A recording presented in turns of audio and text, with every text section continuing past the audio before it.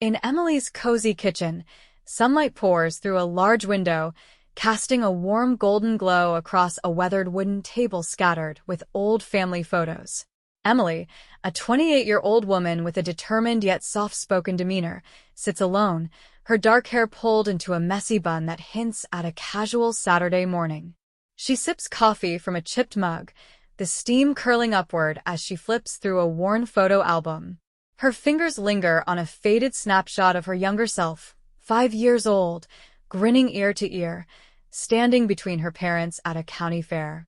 A faint smile tugs at her lips, the memory bittersweet, as she traces the edges of the photo with her thumb. The clock on the wall ticks steadily, marking the quiet rhythm of an ordinary day. The front door creaks open, breaking the stillness, and Linda, Emily's 55-year-old mother, steps inside. Her face carries a tension that contrasts sharply with the peaceful scene. Her graying hair is pulled back tightly, and her hands clutch a purse, as if it's an anchor keeping her steady. She pauses in the doorway, her eyes darting to Emily, who glances up from the album with mild curiosity. Linda's lips part, but no words come at first. She just stands there, shifting her weight from one foot to the other. Emily tilts her head slightly, sensing something off. Linda finally crosses the room, her footsteps slow and deliberate, and sits across from Emily at the table. She sets her purse down with a soft thud, her fingers lingering on its straps as if reluctant to let go. Emily watches her mother closely, the faint smile fading from her face. Linda's voice, when it comes, is unsteady, laced with a nervousness that immediately puts Emily on edge. She says there's something they need to talk about, something about Emily's father. Emily sets the photo album down carefully, her brow furrowing as a knot begins to form in her stomach. She asks what's wrong with her dad, her tone sharpening with concern, her mind racing to possibilities. Illness, an accident, something sudden and terrible. Linda quickly reassures her that he's fine, physically at least, but her words trail off as she hesitates again. She reaches into her purse and pulls out an old, yellowed envelope, its edges worn and creased from years of being handled, or perhaps hidden. She slides it across the table toward Emily, who stares at it, her curiosity now tinged with unease.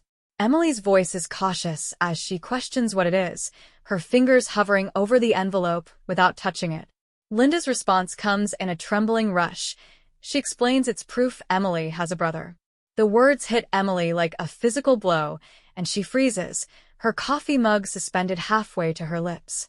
Her hazel eyes widen, searching her mother's face for some sign this is a mistake, a misunderstanding. She protests, her voice rising in disbelief, insisting she's an only child, that this can't be right. Linda looks away, unable to meet her daughter's gaze, and clarifies that Emily's father had a son before they met, from a woman he loved years ago. His name is Jack. Emily's hands tremble as she finally picks up the envelope, her breath shallow and uneven. She tears it open, revealing a faded photo of a young man, dark hair, a sharp jawline, features so strikingly similar to her own that her breath catches in her throat. She whispers, almost to herself, that he looks like her voice barely audible over the pounding of her own heartbeat. Linda confirms he's 32 now, living a few states away, and adds in a quiet, strained tone that Emily's father didn't want her to know. The revelation shatters the calm of the morning, and Emily slams the photo down onto the table, the sound sharp in the quiet room. Her voice rises, raw with anger, as she demands to know why they kept this from her, what else they've been hiding. Her hands clench into fists, nails digging into her palms as she struggles to process the betrayal. Linda's eyes fill with tears, her voice breaking as she insists they thought it was better this way, to protect her from the mess of the past. A memory flashes through Emily's mind, unbidden and vivid. A younger Tom, her father, stands at a stranger's doorstep, holding a letter in his hand. His face is etched with conflict, guilt, fear, indecision. And he turns away, leaving the letter unopened, his shoulders slumped as he walks back to his car. The image fades, and Emily's expression twists with a mix of shock and betrayal. She accuses them of lying her whole life, her voice cracking as she questions how they could hide her own family from her, how they could let her grow up believing she was alone when she wasn't. Linda pleads, her hands reaching across the table toward Emily, explaining it wasn't her choice. It was Emily's father who decided to bury the secret. Her words are desperate, a mother trying to shield herself from her daughter's pain, but they only fuel Emily's anger. She stands abruptly, her chair scraping loudly against the floor, and declares she needs to talk to him now, her tone leaving no room for argument. The air hangs heavy with unresolved tension, Linda's tear-streaked face staring after Emily as she grabs her keys from the counter. A secret kept for 28 years has unraveled in mere minutes, exposing the fragile threads of trust that once held this family together. What would anyone do in Emily's place? Confront the past or let it fester in silence? In the family living room, dusk casts long shadows across the worn furniture, the dim light from a single lamp barely softening the tension that hangs thick in the air. Tom, a 60-year-old man with graying hair and a weathered face etched with years of quiet regret, sits slumped on the couch, his hands clasped tightly in his lap. He avoids looking up as Emily paces before him, her footsteps heavy with purpose. She clutches the faded photo of Jack in her hand, its edges creased from her grip, a tangible reminder of the secret that's torn her world apart. The faint hum of a refrigerator from the kitchen is the only sound breaking the silence until Emily stops abruptly, turning to face her father. She demands confirmation, her voice sharp and unwavering, asking if it's true he has a son he never told her about. Tom's shoulders sag further, and he nods slowly, his voice low and halting as he admits it's true. His name is Jack, and confesses he didn't know how to tell her. The words hang between them, heavy and insufficient, and Emily's glare pierces through the dimness. She snaps back, her tone laced with biting sarcasm, suggesting he could have started with something simple, like telling her she has a brother, and questions how hard that could possibly be. Her words drip with frustration, her chest tightening as she struggles to reconcile the father she thought she knew with this stranger before her. Tom sighs, a long, weary sound that seems to pull the air from the room. He explains it wasn't that simple, his voice tinged with a defensiveness he can't fully mask. He reveals that Jack's mother and he had a fling, a reckless, fleeting thing that ended badly. She took Jack and left, he says, and he tried to forget it ever happened, as if erasing the memory could erase the consequences. A vivid memory surfaces. A younger Tom stands in a cramped apartment, his voice raised in a heated argument with Jack's mother, a woman with tired eyes and a clenched jaw. She slams the door in his face, cutting off his shouts, and he stands there, fists balled, before turning away into the night. Emily's retort comes swift and sharp, her anger flaring as she insists he doesn't get to forget a child, her words slicing through his excuses. She presses him, her voice rising, asking if he ever tried to find Jack, if he ever made an effort to bridge the gap he created. Tom hesitates, his gaze dropping to the floor, and admits he did, once, when Jack was about 10. He sent a letter, he says, but she sent it back with a note that Jack didn't need him, her rejection a wound he never healed from. His confession is quiet, almost lost in the weight of the room, but it ignites something in Emily. Her eyes narrow, and her tone shifts to biting sarcasm as she mocks his single attempt.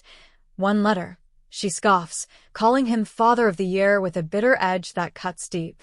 She accuses him of giving up, of choosing convenience over responsibility, her hands trembling as she fights to keep her composure. Tom defends himself, his voice rising slightly, saying he had Emily and her mom to think about, a new family, a fresh start, and he couldn't drag that mess into their lives. His words are meant to justify, but they land like a betrayal, and Emily's face hardens.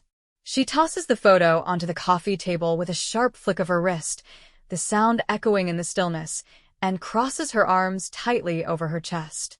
She declares that mess is her brother, her voice steady despite the storm raging inside her, and asserts she deserved to know, deserved the truth, not the sanitized version of their family he'd fed her for 28 years. Tom murmurs, almost to himself, that he thought he was doing the right thing, his words fragile and unconvincing. Emily scoffs, a harsh, disbelieving sound, and snatches her phone from the table, her movements quick and decisive. She announces she'll find Jack herself, her tone leaving no room for doubt, convinced Tom's choices were wrong, cowardly even. The air crackles with her resolve as she turns away from him, leaving him staring at the photo on the table, his face a mask of guilt and regret. Later that night, Emily sits alone in her bedroom, the glow of her phone illuminating her tense features. She scrolls through social media, her fingers typing Jack, last name, into the search bar with a mix of determination and dread. Profiles pop up, a blur of faces and names, until she pauses on one, a man with her father's eyes, a jawline that mirrors her own. Her breath catches and she hesitates, her thumb hovering over the message button. She mutters to herself, wondering what she could possibly say. "Hi, I'm your secret sister?" The absurdity of it warring with the ache in her chest. The moment stretches, uncertainty wrapping around her like a shroud. Tom's excuses echo in her mind, clashing with the image of this stranger who shares her blood. She stares at the screen, torn between reaching out and retreating, the weight of her father's deception pressing down on her. Would anyone reach out to a hidden past, or let it slip away into the dark? Emily steps out of her car into the crisp air of a small-town afternoon, the gravel crunching beneath her boots as she adjusts her jacket with nervous fingers. She pauses, taking a deep breath, her eyes fixed on the quaint cafe ahead, a weathered brick building with fogged windows and a faded sign swaying gently in the breeze. Inside, Jack, a 32-year-old man with a rugged build and a guarded demeanor, sits at a corner table, his broad shoulders hunched over a steaming cup of coffee. His dark hair falls slightly over his forehead, and his sharp jawline, a mirror of Emily's own, catches the light as he stares out the window, lost in thought. Their eyes meet through the glass for a fleeting moment, and Emily feels her stomach twist with a mix of anticipation and dread. She pushes the door open, the bell above it jingling softly, and approaches him. She introduces herself, her voice tinged with awkwardness as she says her name, Emily, and lingers a step away from the table. Jack nods, his gaze sizing her up with a wary curiosity, and remarks dryly that he didn't expect this day to ever come. His tone carries a hint of resignation, as if he's long since buried any hope of connection with the family that left him behind.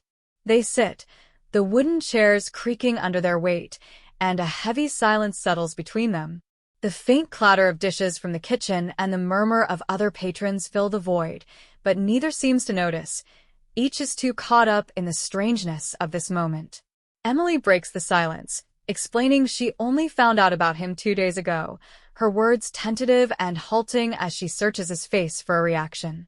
Jack lets out a dry, humorless laugh, the sound rough around the edges, and says she's lucky.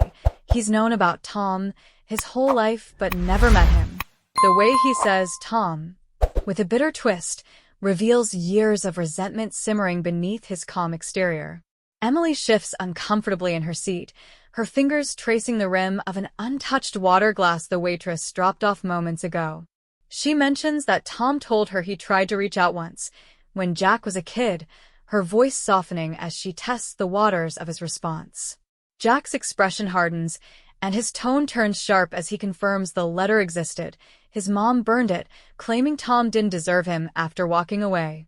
His words are clipped, each one laced with an old wound that's never fully healed. A memory flickers to life. A young Jack, no more than 10, stands in a cramped living room, watching his mother toss the letter into a fireplace. The flames catch the paper, curling it to ash as tears streak her face, her voice trembling with anger as she mutters about betrayal. Jack's small hands clench at his sides, his confusion hardening into something darker as the memory fades. Emily acknowledges why his mother would be mad, her voice gentle but probing as she asks why Jack never tried to find Tom himself.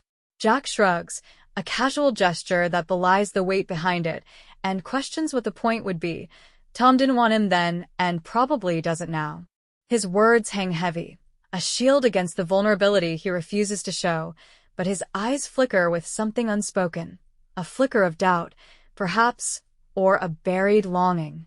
Emily pulls the old photo from her pocket, its edges worn from her restless handling, and slides it across the table, sharing that she found it in her mom's things, suggesting Tom kept it all these years. Jack stares at it, his fingers brushing the faded image of his younger self, and mutters that it doesn't change much, his voice flat but his grip tightening slightly on the photo. He leans back in his chair, his posture still guarded but curiosity creeping into his expression as he studies Emily. He asks why she's here, what she wants from him, his tone direct and edged with suspicion. Emily admits honestly she doesn't know, her voice soft but steady.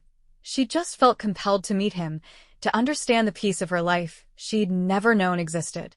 Her hazel eyes meet his, searching for something she can't quite name, a connection she's not sure she'll find. Jack softens slightly, the hard lines of his face easing as he reaches into his wallet. He pulls out a crumpled letter, its paper yellowed and fragile, and hands it to her, Tom's handwriting scrawled across it in uneven lines. He explains he found it in his mom's belongings after she passed a few years ago. Tom wrote it when Jack was 15, saying he wasn't ready to be a dad, a sentiment Jack believes still holds true.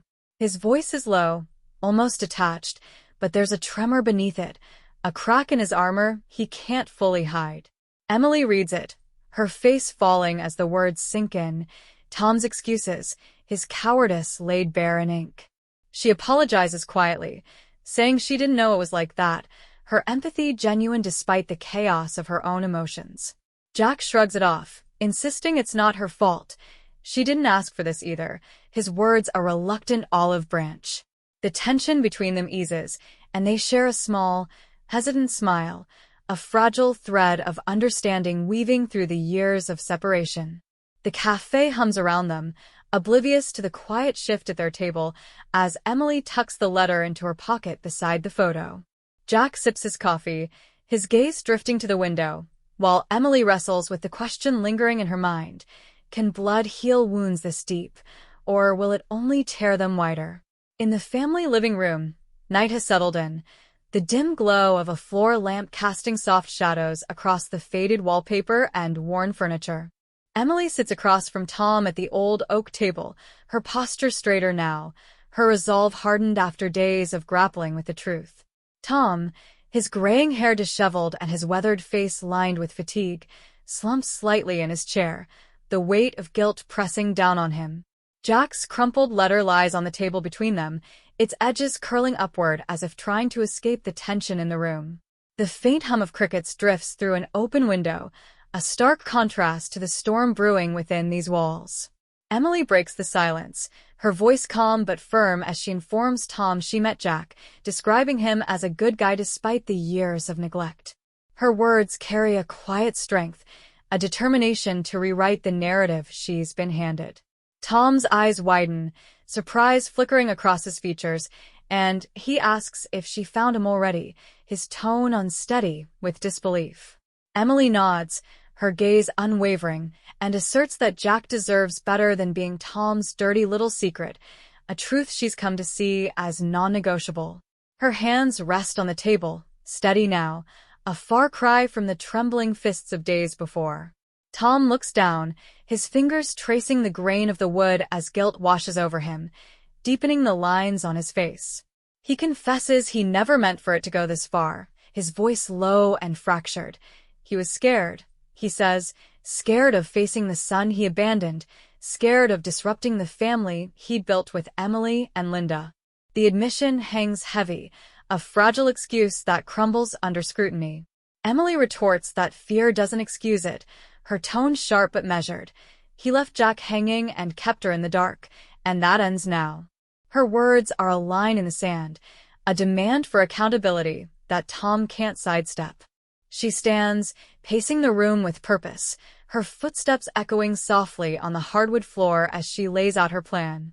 She told Jack Tom would meet him next weekend, she says, insisting Tom owes him that much, owes him the chance to explain, to apologize, to try. Her voice softens briefly as she adds that she's not doing this for Tom, but for Jack, and maybe for herself too, to reclaim the family she didn't know she had. Tom's breath catches, and he wonders aloud what if Jack hates him, his voice trembling with the fear he's carried for decades.